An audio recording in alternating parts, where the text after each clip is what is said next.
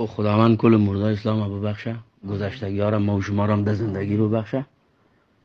خب میگه میر فخرالدین آقا در داخل روضه مبارک کرد، یک 6-7 نفر را تو از شاگردایش گفت بیا یک حلقه میکنیم.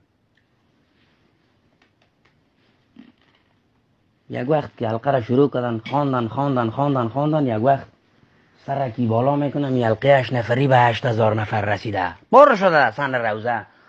یادش میاد که کلوشا خو نو خریده بودی کدام تا صنفش نکنه، دست آدم گوش میبره همه تو کلوشای روسین و لنبر در دالیز ماندگیست.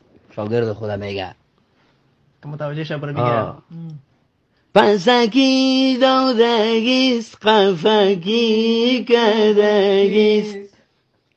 با نشانی هم برش میگه نشانی بگویم تار سرخ دختگیست. پیشانی کلوش سابق تقمه را میدوخته که تار سرخی شاگرد کمی حمله میکنه میرسه میکنه که دو جور کلوش یک رنگ ماندگیست.